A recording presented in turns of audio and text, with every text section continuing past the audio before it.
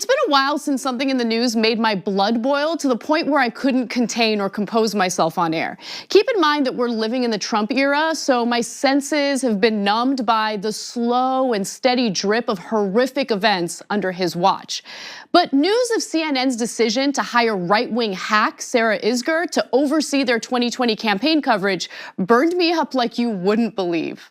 Look, I'm gonna jump in for a quick second. Go ahead. All right, now Anna's come. She has no journalistic experience whatsoever, none, zero, zero, zero, zero. She's never worked for a journalistic organization, not once in her life, has no training or schooling in journalism whatsoever. Her entire career has been as a political hack working for other political hacks, right-wing hacks.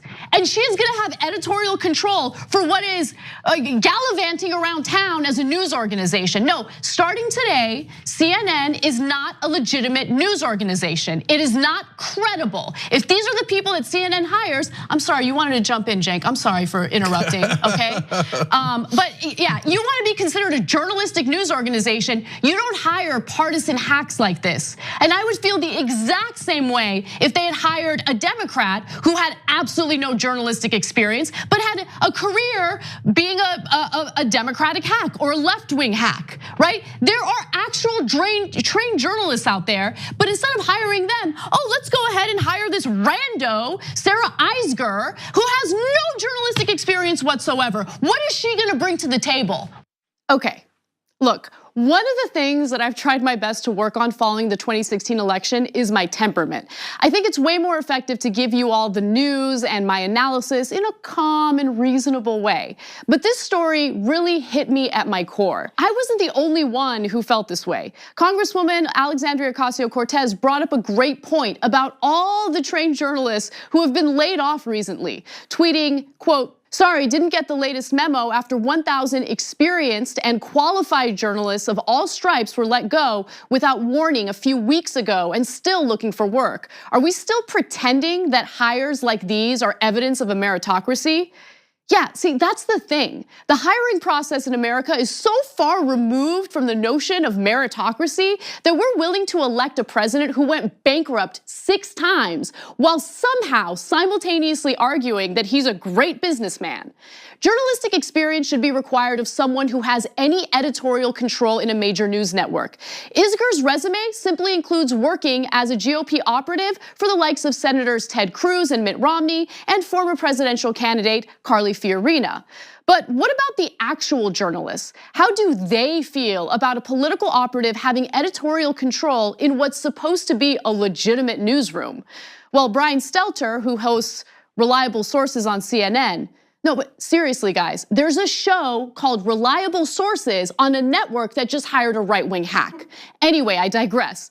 Stelter shares that CNN employees are concerned. They're asking what Isgur's role will be and questioning whether her sudden leap from the Trump administration to the CNN newsroom is an ethical breach. Is it an ethical breach? Do you really have to ask that question? Do you have to ask whether hiring a partisan who denies climate change and spreads doctored videos to smear Planned Parenthood is an ethical breach? I don't know. Based on my schooling in journalism, being unfair and biased in your reporting in any way is an ethical breach. Hiring someone who took an oath of loyalty to Donald Trump just to work in his administration goes beyond an ethical breach, no? While it's typical for CNN to hire fierce partisan figures as so-called contributors for their panel discussions, it's entirely different to give these figures any editorial control. Even CNN Business mentioned this in their reporting, writing that this is an abnormally fast spin of the so-called revolving door. And it's even more unusual because Isgur is moving directly into a managerial role. Also keep in mind that actual trained journalists who break stories at CNN often agreed to protect their anonymous sources. If a Trump administration official leaks a story to CNN, would reporters have to disclose their source to Isgur, who recently worked for the administration? There's a clear conflict of interest now baked into the editorial team. What's even more mind-boggling is how CNN hasn't learned from its mistakes covering the 2016 election. If you can recall, they gave Trump an insane amount of free press, and they even thought it was more newsworthy to show his empty podium rather than cover a speech that Bernie Sanders was giving at the time. I'm not making it up. There's a picture of his empty podium. According to Huffington Post, Fox News, CNN, MSNBC all declined to carry Bernie Sanders' speech, instead offering punditry about the evening with the chyrons awaiting Trump and standing by for Trump. God, it's so pathetic. The most ironic part of all of this is that Jeff Zucker, the head of CNN, had some strong words of criticism for Fox News.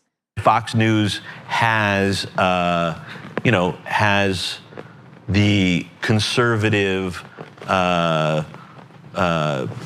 piece of the real estate sewed up and has thrived on that and done incredibly well. I will say what has happened there in the last 2 years, and maybe especially in the last year in a post-Roger Ailes world, is somewhat shocking, frankly. It is really state-run TV. It is a pure propaganda machine. Are you hoping to compete as the top propaganda machine by hiring a right-wing political hack? You have no room to critique other news organizations if you're willing to hire and then defend the hiring of Sarah Isgur. CNN has dug itself in a giant hole of unethical and non-journalistic standards. After news of its latest hire went public, the Democratic National Committee demanded that Isgur be banned from working on the Democratic debates during the primaries. CNN offered their assurances that she won't, as if that makes things better. I mean, you're supposed to be a news organization that holds politicians accountable, but instead, you're now nothing more than a tabloid entertainment outlet that allows politicians to call the shots. And that's pathetic. Most news organizations in America have forgotten the weight of what they do. Journalists have an intense responsibility to use their platforms to accurately inform the public. Without a strong and fair press, democracy crumbles. Journalism is non-existent if we allow political operatives to make editorial decisions. For that reason, I refuse to trust any news outlet that does so. We'll be right back. Welcome back to No Filter. While CNN is busy shredding all the legitimacy they have left, and there's very little, most people are well aware that Fox News lost theirs a long time ago. Their fair and balanced tagline is more like a punchline given their storied history of making up things. As the 2020 election cycle is getting underway, Fox News is pulling out all the stops on their way to make Republican propaganda great again. They're smearing Democratic candidates in order to make them seem like they're insincere on issues that they actually really do care about. As you guys know, I've criticized both Democratic and Republican Party politicians for conflicts of interest or for their inconsistencies in rhetoric versus their voting record. I'll also point out when politicians appear to be telling voters what they honestly believe. Fox News, meanwhile, has a different agenda. When Representative Ocasio-Cortez unveiled the Green New Deal, Republicans lost it over one of many ambitious goals in the proposal, which is to build out a high-speed rail in order to lessen Americans' reliance on highly pollutant air travel. It was not a call for us to build a train or build train tracks to Hawaii. After all, the Republicans are the party of useless infrastructure projects. As usual, facts don't get in the way of Fox News' coordinated bad faith effort to disgrace or disparage the Green New Deal. Okay, one so by one. Get rid of airplanes essentially because they currently build trains over oceans. Well, you know that's fast as long as there's rail. Should we stop fixing LaGuardia? Come on, guys. If you trust that any of Fox's bumbling news actors actually read the Green New Deal, then I have an above ocean high-speed rail bridge to sell you. Fox's obsession and deception on the Green New Deal continues on their website with headlines such as 2020 Democrats jump to endorse Green New Deal despite spending hundreds of thousands on air travel, including private jets. Hey, I have a really juicy secret. Can you believe that prominent presidential candidates who travel cross-country like Kamala Harris, Bernie Sanders, or even Donald Trump fly on airplanes?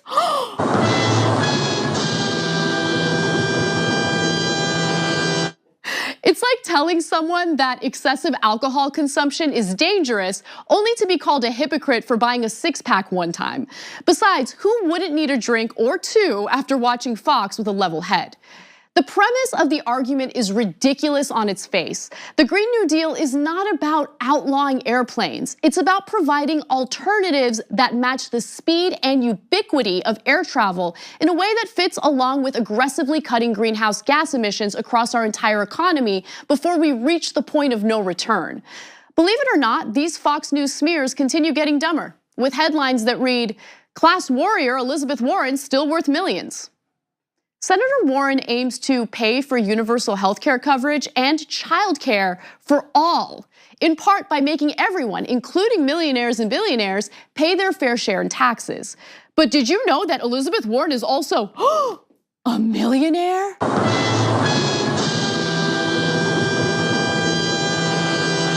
God, don't you miss the internet before all the memes became about Nazis? Those were the good old days. This framing of the argument is, again, ridiculous. Look, first of all, it's an attempt to diminish Warren's track record of fighting for everyday Americans, not by pointing out any financial conflicts of interest, but by simply stating that she has money. This is another attempt to make it seem like those on the left hate wealthy people. We do not hate wealthy people. We just want them to pay their fair share in taxes. Anyway, as usual, Fox provides no context. According to the Center for Public Integrity and based on Warren's own financial disclosures, her net worth is somewhere between 4 million and 10 million. But Darrell Issa, a recently unseated California Republican, actually topped the list with a worth over $280 million. That was as of 2017.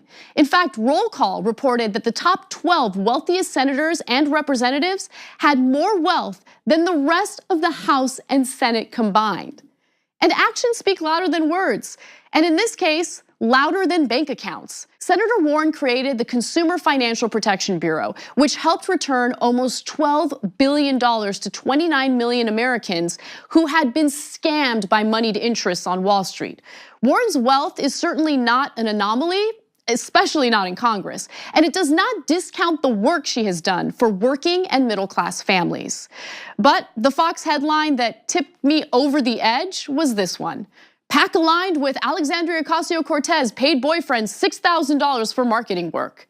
Wow, $6,000. Look, if you weren't already aware that Fox News is propaganda for the Republican establishment, you might actually be concerned that AOC used her position of power to get her boyfriend various career goodies. Also, if you weren't already aware that Fox is propaganda for the Republican establishment, you probably wouldn't read into the story beyond the headline. So here's what the reality is. Her boyfriend, who had previous experience managing ad campaigns online, was hired by the Brand New Congress PAC to do similar work. Brand New Congress, which had previously endorsed AOC and previously paid her boyfriend $6,000 for 2 months of work, is the reason why he was considered for this position in the first place. So after that, he went on to volunteer for AOC's campaign, which makes a lot of sense considering he's her partner. There's no indication that anything other than networking happened. And it's not as if Republicans avoid hiring their spouses or relatives. I mean, come on guys, look at Donald Trump. His advisors consist of his longtime buddies, his daughter, and his son-in-law. Open Secrets writes that Representative Russ Fletcher from Idaho paid his daughter Megan a salary of $63,500. According to her LinkedIn page, Megan was her father's campaign manager and had previously worked on his bid for Idaho governor. There's other examples. There's Chris Kramer, wife of newly elected Senator Kevin Kramer, and she earned $52,000 as her husband's campaign manager, a role she has served at least 4 times. Look, unsurprisingly, you won't find Fox News write-ups about who ran those races. Fox's primary sourcing for the article was this personal blog written by Luke Thompson, a Republican operative and smear merchant with no integrity or journalistic worth. Just a week earlier, he had wrongly aligned AOC and said that AOC had hired her boyfriend to be on her congressional staff. That allegation turned out to be false, but I'll admit that it would be so unlike Fox News to turn to reliable sources, like maybe Brian Stelter on CNN. Okay, anyway, look, it's easy to find when politicians are acting one way, saying one thing, and then doing something else. It's also so easy that it actually takes skill to fail at this, as Fox News often does. And yet, they always seem to conveniently forget the most obvious hypocrite of them all. Do you remember class warrior Donald Trump from the campaign trail? I certainly do. Do you believe in raising taxes on the wealthy? I do, including myself, I do. That's hilarious. We can now look back on that clip with the benefit of hindsight, knowing that after Trump got elected, he pushed for and ultimately signed into law a massive tax giveaway to the rich. What about his promise to drain the swamp? We are going to drain the swamp in Washington, D.C. It's time to drain the swamp of corruption. Drain the swamp. Look at that sign. Drain the swamp. We're going to drain the swamp of Washington. We're going to have fun doing it. We're all doing it together. It would be funny if he didn't hire so many swamp monsters. Wilbur Ross, Mick Mulvaney, Betsy DeVos, Steve Mnuchin, and Ryan Zinke, among countless others. So who's the real hypocrite and who should we really be focusing on? And let's not forget that Trump's inaugural committee paid $26 million to one of Melania Trump's advisors and friends. Fox News loves to try to paint politicians as inauthentic opportunists who go against their word, so long as none of those politicians are the beloved Donald Trump. We'll be right back. As crazy as it sounds, the 2020 election is already heating up. We've had what feels like countless Democratic candidates announce that they're throwing their name in the hat. As we learn more about these candidates, I hope voters refuse to take what they say on the campaign trail at face value. Remember that these are politicians. They will tell you what they think you want to hear. What's far more important, though, is what their record says about them. How did they vote on issues that really matter to you? Are they simply chameleons who never really fought for anything based on their values and transformed their policy views based on the district they ran in? Do they say one thing publicly and something completely different behind the scenes? These are super important things to consider. I think it's more important to hear each candidate out and let them make their case. It's definitely too early to be decisive about who you're going to support, in my opinion. But I also want to be open and honest with my audience about who I personally trust the most in this given moment. Simply put, Bernie Sanders is a boss. And to be quite honest, he's not a boss because he's pushing for things I genuinely care about today. He's a boss because he's been pushing for things I care about his entire political career. And I want to make my case. Here's Bernie Sanders giving a speech on the House floor on June 4th, 1992. We are spending $270 billion a year on the military, but we don't have a major enemy. I know it hurts your feelings. I know you're upset about it. I know you're hoping and praying that maybe we'll have another war. Maybe somebody will rise up, but it ain't happening. The Soviet Union doesn't exist. The Warsaw Pact is through. Who you worried about? Iraq? Panama? Who you worried about? I'll tell you who I'm worried about. I'm worried about the fact that our workers are seeing a decline in their standard of living. They want to see our industry be rebuilt. That's what they want to see. No more B-2 bombers, no more Star Wars. Let's make the quality products we need. Let's invest in American industry. No, I won't yield. The American people want to see our kids educated. They want a Head Start program. They want their kids to be able to go to college. They want to wipe out the fact that 5 million children in this country go to bed hungry. They want child care for their kids. That video is from 27 years ago, and Senator Sanders is still fighting for the same things. In fact, here he is speaking out against the failed economic policy of trickle-down economics that same year. In the early 1980s, the Reagan-Bush team, corporate America, and some congressional Democrats came together to give us Reaganomics and the trickle-down theory. It was a fraud. The result of that effort is that the rich became richer, the working people and the poor people became poorer. That's what trickle-down theory was about. That was the early 1980s. Mr. Chairman, a few years later, they gave us deregulation. You remember that theory? Get the government off the backs of those S&L industry. Let them go out and reinvest in America. Mr. Chairman, that was another fraud. The result of that is the S&L industry turned out to be a bunch of thieves and crooks, many of them under indictment. And now the American taxpayers, the working people, the elderly, are bailing out those institutions to the tune of $500 billion. At the turn of the century, as we entered the early 2000s, many things changed. But Senator Sanders kept fighting back against the same economic injustices. Here he is taking Alan Greenspan, the former chair of the Federal Reserve, to task in 2003. You have defended over the years, among other things, the abolition of the minimum wage, one of your policies, and giving huge tax breaks to billionaires. But today you reached a new low, I think, by suggesting that manufacturing in America doesn't matter. It doesn't matter where the product is produced. We lost 2 million manufacturing jobs in the last 2 years alone, 10% of our workforce. Walmart has replaced General Motors as the major employer in America, paying people starvation wages rather than living wages, and all of that does not matter to you. Doesn't matter. If it's produced in China where workers are making 30 cents an hour, or produced in Vermont where workers can make 20 bucks an hour, it doesn't matter. You have told the American people that you support a trade policy which is selling them out, only working for the CEOs who can take our plants to China, Mexico, and India.